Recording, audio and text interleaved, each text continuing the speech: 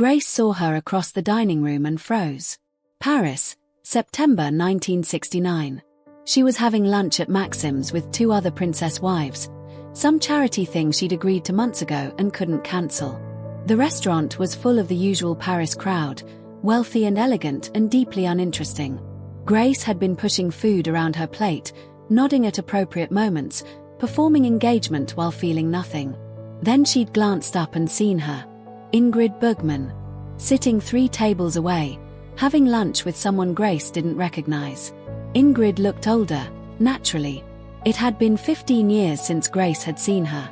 But she was still beautiful, still luminous in that way that made everyone else in the room fade. And she was laughing. Really laughing. Not the careful princess laugh Grace had perfected. An actual, full-throated laugh that came from somewhere genuine. Grace couldn't look away. Ingrid Bergman had been her idol when Grace was starting out in Hollywood. Ingrid had won Oscars, worked with the greatest directors, lived a scandalous life and survived it. She'd left Hollywood for Roberto Rossellini, had children out of wedlock, been blacklisted by America for years. And she'd come back. Older, yes. With fewer roles. But still working. Still acting. Still Ingrid Bergman. Grace had admired her desperately, had studied her performances, had dreamed of having a career like hers. And then Grace had married Rainier and given it all up. While Ingrid had kept going, kept working, kept being an actress. Now here they were, 15 years later. Ingrid Bergman having lunch in Paris, probably between film projects. And Grace Kelly pretending to be interested in charity galas while dying inside. The other princesses were still talking. Something about a fundraiser in Monte Carlo. Grace made agreeable sounds, but her attention was entirely on Ingrid. She was trying to remember the last Bergman film she'd seen. Murder on the Orient Express, maybe? A few years ago. Ingrid had been brilliant, of course. She'd played a Russian princess, appropriately enough. Had won another Oscar for it. Her 3rd. While Grace had been cutting ribbons and attending state dinners and slowly forgetting what it felt like to act. To create. To matter beyond being decorative. Watching Ingrid laugh made Grace's chest ache. That could have been her. If she'd been braver. If she'd chosen differently. If she'd said no to Rainier and stayed in Hollywood and fought for the career she deserved. Grace must have been staring too obviously, because suddenly Ingrid looked up and their eyes met across the crowded restaurant. Grace saw recognition flash across Ingrid's face, followed by something else. Surprise, maybe. Or pity. Ingrid smiled and raised her hand in a small wave. Grace waved back, feeling her face flush. Now what? She couldn't just ignore Ingrid. They'd worked together once, briefly, at some industry event. Had talked about wanting to do a film together someday. That had been 1954. A lifetime ago. Grace forced herself to smile and nod, then turned back to her own table. But her heart was hammering. Ingrid Bergman was 3 tables away and Grace couldn't think about anything else. About the life Ingrid had lived versus the life Grace had chosen. About everything Grace had given up. One of the other princesses touched Grace's arm. "Are you all right? You look pale." Grace shook her head. "Just a headache. The heat." A lie. The restaurant was perfectly climate-controlled. But the princess accepted it with a concerned murmur and went back to discussing fundraiser details. Grace picked up her water glass with shaking hands. She needed to leave.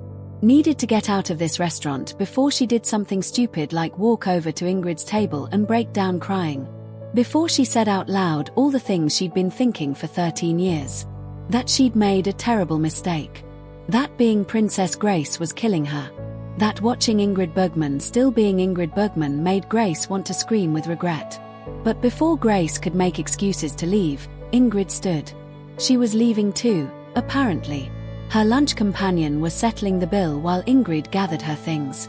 She was wearing a simple dress, nothing fancy. No jewels. No crown.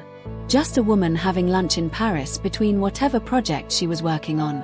Grace watched her prepare to leave and felt something crack inside her chest. This was it. In 30 seconds Ingrid would walk past Grace's table and Grace would have to smile and say something appropriate. Princess Grace would have to perform composure while Grace Kelly screamed inside. Ingrid started walking toward the exit. Her path took her right past Grace's table. Grace braced herself.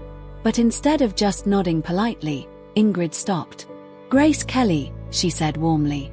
"Or should I say Princess Grace? How wonderful to see you." Grace stood automatically, years of royal training kicking in. "Ingrid. What a lovely surprise." They did the European double kiss thing, cheeks touching but not actually kissing. Up close, Grace could see the lines on Ingrid's face, the grey in her hair that she hadn't bothered to colour. She looked like a woman who'd lived fully, who'd made mistakes and survived them, who'd chosen work over approval and somehow gotten both eventually. "Are you in Paris long?" Ingrid asked. "Just today," Grace said. "Charity meetings. You know how it is." Ingrid's smile didn't quite reach her eyes. Of course. The princess life. Always busy with important things. There was something in her tone. Not quite mockery but not quite sincere either. Like she knew. Like she could see through Grace's performance. "And you?" Grace asked. "What brings you to Paris?" Ingrid's face brightened genuinely. "I'm starting rehearsals next week. New play at the Odeon. Very exciting role. A woman losing her mind, very dark, very challenging. I haven't done theatre in years, so I'm terrified but also thrilled." She laughed again, that full genuine laugh. Grace felt like she'd been stabbed. A new play. A challenging role. Ingrid Bergman at 54 was still acting, still creating, still doing the work Grace had given up at 26. "That sounds wonderful," Grace said, her voice barely above a whisper. "I'm sure you'll be brilliant." Ingrid studied Grace's face for a moment. Something in her expression shifted. "You know, I think about you sometimes. Wonder what films you would have made if things had gone differently. You were so talented, Grace. Truly gifted. It was a real loss when you retired." The words hung between them. The other princesses at Grace's table had gone quiet, watching this exchange. Grace felt exposed, like Ingrid had just announced to the entire restaurant that Princess Grace was a failure. That Grace Kelly had wasted her talent. That the fairy tale was actually a tragedy. "I had other obligations," Grace said stiffly. "Being a princess is demanding work." Ingrid nodded but her eyes were sad. "I'm sure it is. But I hope you're happy, Grace. I hope it was worth it." She touched Grace's arm lightly. "I should go. My director will be furious if I'm late to our meeting. But it was lovely seeing you. Take care of yourself." She walked away before Grace could respond, leaving a cloud of perfume and unspoken truths. Grace sat down slowly. Her hands were shaking again. The other princesses were looking at her with curious expressions, but Grace couldn't meet their eyes. She felt stripped bare. Exposed. Ingrid had seen right through her with barely any effort. Had looked at Princess Grace and seen the ghost of Grace Kelly underneath, desperate and dying. The waiter appeared with dessert menus. Grace waved him away. "I'm not feeling well. I need to leave." The other princesses made sympathetic noises, but Grace was already standing, already gathering her things. She needed to get out of this restaurant. Away from the place where Ingrid Bergman had accidentally destroyed her afternoon just by existing. Just by being living proof that Grace had chosen wrong. Outside, the September air was warm and Grace walked without direction, her security detail following at a discreet distance. She should go back to the hotel. Should rest before tonight's dinner event. But she couldn't face being alone in a hotel room with her thoughts. Couldn't face thinking about Ingrid's face when she'd said, "I hope it was worth it." Was it worth it? 13 years of being Princess Grace. 13 years of state dinners and ribbon cuttings and performing happiness. Was any of it worth losing her career? Her identity? Her chance to be like Ingrid, still working at 54, still challenged and thrilled by new roles?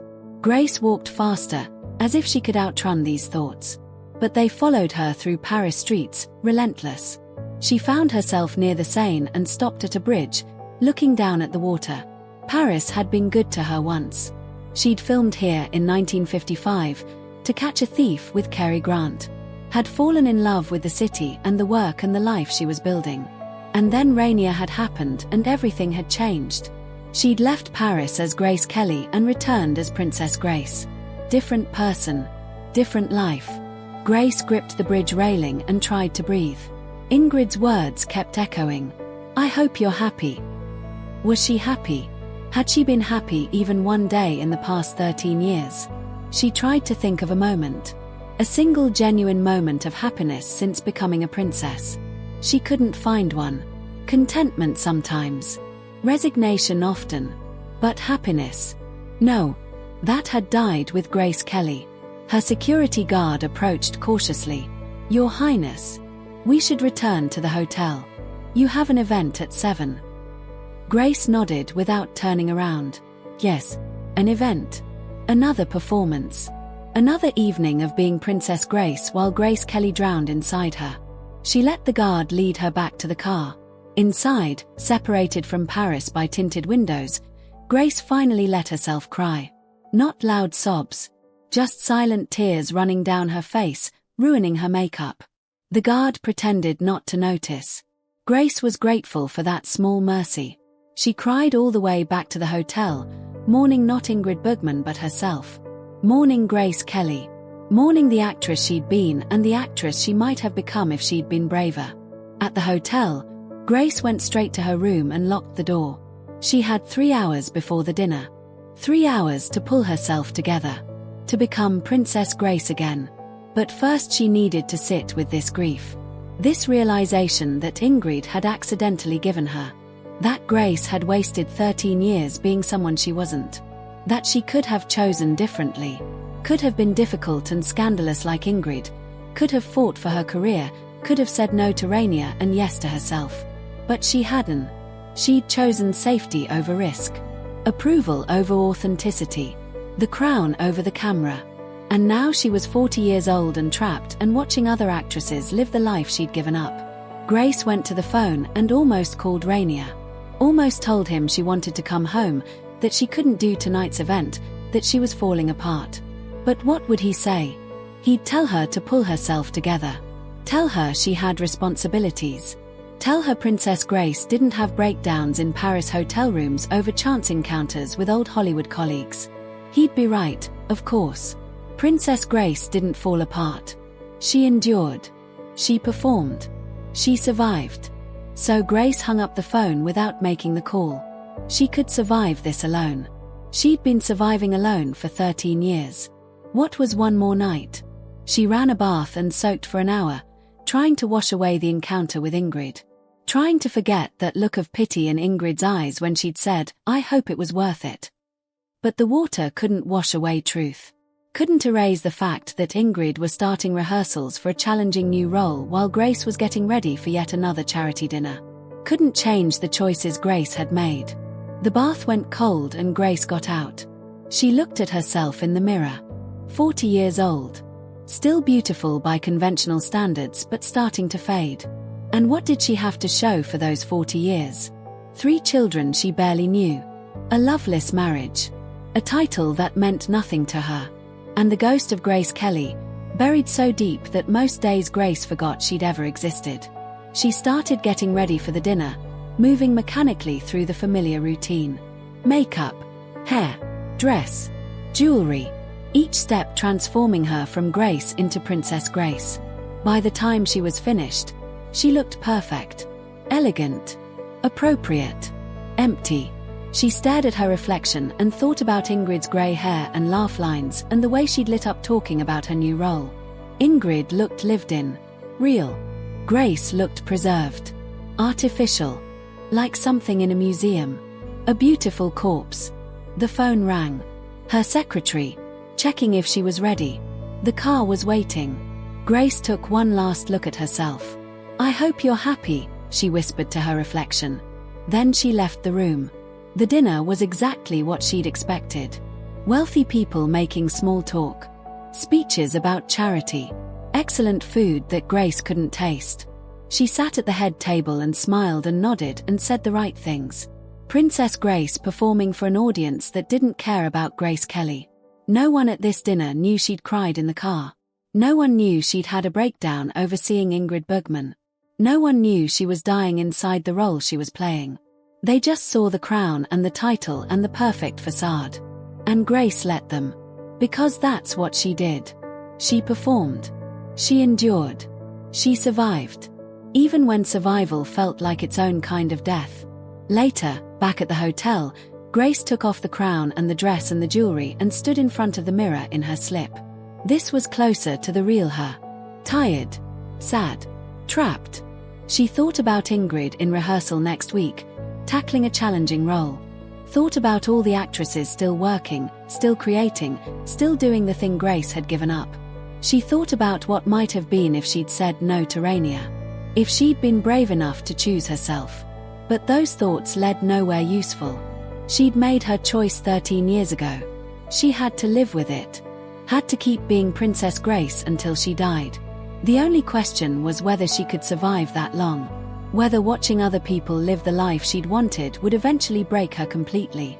Or whether she'd just keep performing, keep enduring, keep slowly disappearing until there was nothing left of Grace Kelly at all. She got into bed and turned out the light.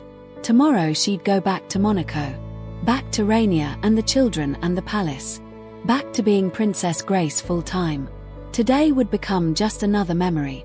Another reminder of what she'd lost.